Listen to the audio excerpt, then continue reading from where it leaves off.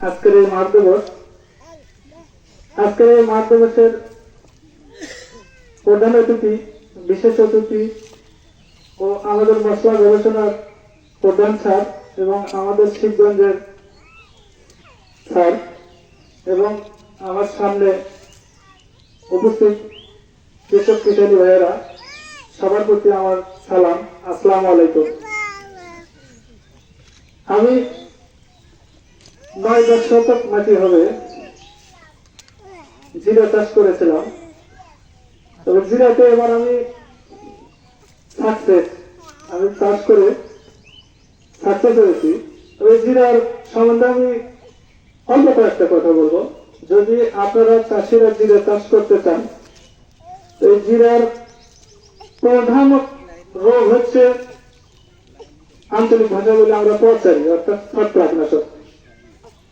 এই রোগটা থেকে যদি আপনারা জিরা রক্ষা করতে পারেন, তাহলে আমার মতো আপনারাও চাষ করে সফল। জিরার উপরে আমাদের আসলে আজকে যে কর্মকাণ্ড, যেটা খুব সম্প্রতি আমরা হারভেস্ট করা হয়েছে, আমাদের সামনে জিরা আছে। জিরা আসলে মূলত আমাদের দেশের ফসল নয়, আমরা সবাই জানি। জিরার যদি আদি স্থান আমরা যদি দেখি, তাহলে সেটা হচ্ছে আপনার আমাদের যে তুর্কি, তারপরে আপনার ওর পাশে মিশর, এই জায়গায়, এরপর ইরান, ইন্দোনেশিয়া, শেষে ভারত, এই জায়গাগুলো। অর্থাৎ জিরা চাষের উপযোগী পরিবেশ হচ্ছে যে আপনার শীত থাকবে কিন্তু আর্দ্রতা কম থাকবে, বৃষ্টিপাত হবে না এবং শুষ্ক আবহাওয়া থাকবে। যদি শীতের সময়ও যদি বৃষ্টি হয় বা যদি আর্দ্রতা বেশি থাকে, তাহলে জিরাতে মারাত্মকভাবে জিরা নষ্ট হয়ে যাবে। এবং 2টা রোগের কথা বলা হয়েছে, যেটা আমরা জানি যে 2টা রোগের কারণে যদি ওই আবহাওয়া অনুকূল আবহাওয়া থাকে, টোটাল ফসল একটা জমির পুরা ফসল নষ্ট হয়ে যেতে 3 দিনও লাগবে। যদি অল্টারনেটিভ হওয়ার পরে যদি আমরা কন্ট্রোল না করি, কৃষি যদি যায় দেখবেন যারা চাষি সেটা সব করে যাবে। এই জন্য খুব গুরুত্বপূর্ণ। আর এটা আমাদের জন্য গুরুত্বপূর্ণ ফসল। আমরা সবাইকে বাংলাদেশে প্রায় এভারেজ গত 2022 সালের একটা স্ট্যাটিস্টিক্স রিপোর্ট, প্রায় 25,000 টন জিরা আমরা কনজিউম করি বাংলাদেশ। এত ব্যাপক আমাদের এরিয়া, এবং আমাদের টাকার ফিগারে যে প্রায় 700-800 কোটি, বিশাল একটা অর্থের অপচয় আমাদের হয়। অপচয় বলবো না, আমদানি করতে হয়, আমদানি ব্যয়। এই জন্য মশলা গবেষণা কেন্দ্র চেষ্টা করছে যে বাংলাদেশের জিরা চাষ যে জায়গাগুলোতে, বিশেষ করে আমরা টার্গেট করছি চর এলাকা, যেখানে ইয়ে থাকে, বা পর্যন্ত এলাকা বা এইরকম শুষ্ক এলাকার মধ্যে চেষ্টা করা হচ্ছে। এইটা আসলে যদি আমরা বিভিন্ন জানপলা জমি নিয়ে আসছি, যদি আমরা একটা ভ্যারাইটি বিক্রি করেছি, কিন্তু আমাদের হাতে এখন অনেকগুলো জানপলা জমি। আমরা ক্রমাগত পরীক্ষা করা হচ্ছে যে যদি জানপলা জমিগুলোর মধ্যে কোনো একটা যদি আমাদের আবহাওয়ার সঙ্গে আরো ভালো হয়, তখন সেটা আমরা করবো। মোটামুটি দেশের বিভিন্ন জায়গায় গত বছর আমি জানি, যতটুকু জানি, যে এই যে মশলা যে প্রকল্প দিয়ে প্রায় 30 জন কৃষককে সারা বাংলাদেশে তাদেরকে প্রশিক্ষণও দেওয়া হয়েছিল, বীজও দেওয়া হয়েছে। প্রকল্প আমাদের কাছে কিনে নিচ্ছে।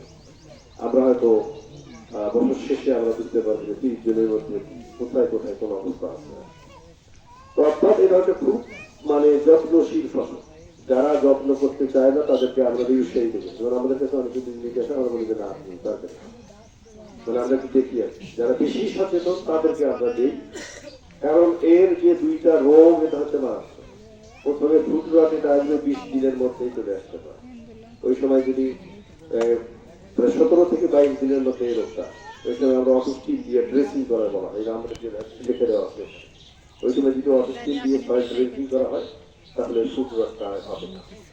আর 33 থেকে 35 দিন পর থেকে শুরু হয় হচ্ছে এই অল্টারনেটিভ রোগটা। ওই সময় থেকে জমির সঙ্গে সম্পর্ক ভালো করতে হবে। যে আমি 7 দিন পরে জমিতে যাবো, তাহলে জিরা কিন্তু নষ্ট হয়ে যেতে পারে। প্রতিদিন যেতে হবে। কোনো একটা নর্মাল ওরা চেনার বুদ্ধি হচ্ছে যে জিরার গাছ শুকে যাবে, ড্রাই হয়ে যাবে, দেখার সাথে সাথে। যারা এই রোগটাকে মেইনলি পরের যেটা এই অল্টারনেটিভ রোগ যারা কন্ট্রোল করতে পারবে, তারা জিরা, এই একটা রোগের কারণেই সবচেয়ে ব্যাপক ক্ষতি হচ্ছে। এবং আমরা দেখি কিছু কিছু জায়গায় আমরা কন্ট্রোল মিটার না করে দেখছি সেখানে 100% লস। এই জন্য যারা জিরা চাষ করবেন ভবিষ্যতে, অবশ্যই এই রোগের সঙ্গে পরিচিত হতে হবে এবং এই রোগের জন্য প্রিভেন্টিভ যে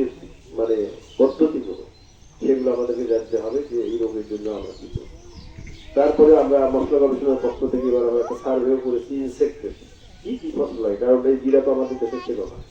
আমরা ইনসেক্টেরও আমরা সার্ভে করেছি, প্রায় 10 থেকে 12 ধরনের পোকা লাগে। তার মধ্যে বেশি ক্ষতি করে ফ্রিজ, যেটা বললো রসটি সেখানে ওটা সাকসেস টাইপের স্প্রে করতে হবে। আর একটা রোগ লাগে, সেটা আমি জানি না এখানে আসছিল কিনা, 3-4টা ফুল একত্রে জড়ায় ফেলেছে। তোমরা কি দেখছো এটা? না, এটা 3-4টা ফুল একত্রে করে জড়ায় ফেলছে, জড়ায় ফেলে গোটার মতো করে ফেলছে, ওর ভিতরে লার্ভাটা পাওয়া। আচ্ছা, যদি না হয় ভবিষ্যতে খেয়াল করতে হবে, আমাদের মশলা এটা ব্যাপক কৃষি করার জন্য জাস্ট 3-4টা পুষ্পমঞ্জুরি জড়ো করে সে ভিতরে খায়, জাস্ট ওটাকে ডিসপার্স করে আলাদা করে লার্ভাটা হাত থেকে মারা যায়। এই জিনিসগুলো খেয়াল করতে হবে। তবে পোকার চেয়েও এখানে গুরুত্বপূর্ণ জিনিস হচ্ছে আমাদের হচ্ছে রোগ। এই জন্য জিরা যারাই করবেন তারা রোগের ক্ষেত্রে খেয়াল করতে হবে। আর বীজ সংরক্ষণের ব্যাপার হচ্ছে যে এখানে যদি ড্রাই ম্যাটার প্রায় 8.5 থেকে 9 ভালো মতো শুকাতে হবে।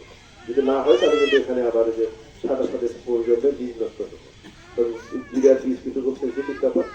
তারপরে কারো যদি বাসায় রাখতে অসুবিধা হয়, আপনারা মশলা গবেষণা কেন্দ্রের সাহায্য আপনারা নিতে পারেন। আমাদের দুই ধরনের প্রবেশনের আছে, একটা হচ্ছে নর্মাল প্রবেশনের, আর স্পেশালিস্ট প্রবেশন। কেউ যদি বীজ রাখতে চান আমাদের সাথে যোগাযোগ রাখেন, আমরা রেখে দিতে পারবো। যাতে আপনারা স্পেশাল ট্যাগে রাখবেন, আপনারা নিয়ে যান। তাই যারা বীজ রাখতে চান মশলা গবেষণা কেন্দ্রে হেল্প দিলে আমার সাথে যোগাযোগ করবেন, আমাদের প্রবেশনে আপনাকে রেখে দেবো। আর নর্মালি লাগানোর সিস্টেমটা আমরা ভালো করি জানি যে যখন পরবর্তীতে বছর লাগাবেন তখন আপনাদেরকে এটাকে পানিতে ভিজায় দিতে হবে। 24 ঘন্টা পানিতে ভিজাই দেওয়ার পরে তারপরে আপনি সেটা জমিতে আমরা লাগাবো। যেটা আমরা দিতে পারি, এইভাবে আপনারা যত্ন করে এটাকে করতে হবে। অর্থাৎ এটা সাধারণ ফসল নয়। ইচ্ছা হলো যে খুব সুন্দর জিরা সবাই করতেছে, আমিও করবো, এটা করা সম্ভব হবে না। এর জন্য স্পেশাল যত্ন প্রয়োজন এবং ওই রোগ, ডিজিজ এবং জার্মিনেশন এই জায়গাগুলোতে খুব ভালোভাবে সতর্ক থাকতে হবে। তাই আমি আশা করবো যে যেহেতু এখানে ভালো জিরা হয়েছে, আমি আশা করবো আপনারা সবাই পারবেন।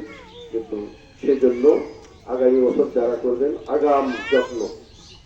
আগাম যত্ন এবং আগামী পরিচর্যার যে বিষয়গুলো, কতগুলো 2-3টা গুরুত্বপূর্ণ বিষয়, এটা মেইনটেইন করে যদি আপনারা করতে পারে তাহলে আমাদের দেশে জিরা চাষ সম্ভব। কারণ আমরা প্রায় পত্রিকায় দেখেছি বিভিন্ন জায়গা থেকে মিডিয়া দিয়ে আসছে যে জিরা চাষ ভালো হয়েছে। এটা যদি ভবিষ্যতে আরো হয় তাহলে সেটা আমাদের জন্য আর ভালো হবে।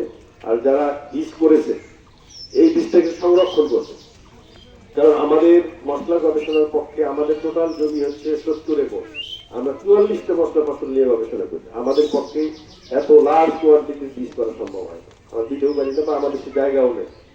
এই জন্য যাদের ভালো হয়েছে এটাই কিন্তু বীজ, এদের ভালো করে বীজ রাখবেন, পরিষ্কার করে ছোট ট্রাই করবেন, 8.5 থেকে 9 রাখবেন। ময়েসটা রাখে আপনারা নিজেরা যদি সংরক্ষণ করতে না পারেন আমাদের হেল্প নিতে পারেন ভবিষ্যতে। তাহলে আপনাদের এইটাই বীজ যদি হয় তাহলে এই বীজ দিয়ে আপনাদের এই এলাকা অনেক কৃষককে আপনারা দিতে পারেন। তো আমি পরিশেষে আসলে আমি কৃষি সম্পন্ন অধিদপ্তরের যে শিবগঞ্জ উপজেলা কৃষি কর্মকর্তা আমাদের আজকে সমাবেশটা দিয়েছেন, এই জন্য আমি ওনাকে কৃতজ্ঞতা জ্ঞাপন করছি। আর এর সাথে সাথে মশলা ফসলের জিরা সহ যে কোনো ফসলের আপনার চাষের জন্য বা ইনফরমেশনের জন্য আপনারা সবাই মশলা গবেষণা কেন্দ্রে আসবেন, যোগাযোগ করবেন। আমরা চেষ্টা করবো যে আমাদের টেকনোলজিগুলো আপনাদের হাতে তুলে দেওয়ার জন্য। ভবিষ্যতে আপনারা আরো আসবেন এবং আমাদের সহযোগিতা আপনাদের মাঝে আরো প্রসারিত হবে এবং আশাবাদ ব্যক্ত করছি। এবং আপনাদের সবার সুস্বাস্থ্য কামনা করে আমার সংক্ষিপ্ত বক্তব্য শেষ করছি। আসসালামু আলাইকুম। ধন্যবাদ স্যারকে। স্যার অনেক তথ্যবহুল আলোচনা করেছেন। একদম নতুন একটি ফসল এবং এই ফসলটি সম্পর্কে স্যার এই ফসলের উপরই বলতে গেলে মশলার যে বিভিন্ন ফসলের উপর রিসার্চ করে থাকেন এবং আমাদের খুবই আবারও সম্মানিত কৃষক